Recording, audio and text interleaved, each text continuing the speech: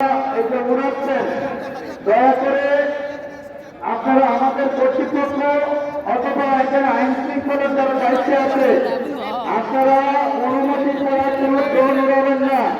যদি অনুমতি ব্যতীত কোনো ড্রোন থাকে তাহলে কিন্তু আইন শৃঙ্খলা বাহিনীর ড্রোন ভেঙে ফেলতে পারে। এই জন্য দয়া করে অনুমতি ছাড়া কেউ ড্রোন উড়াবেন না।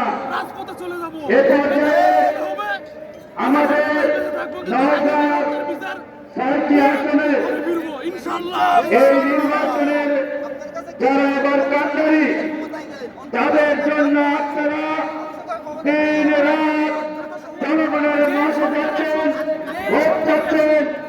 আমরা তাদের বক্তব্য শুনবো। এ পর্যায়ে বক্তব্য রাখছেন সাপার নিয়ামতপুর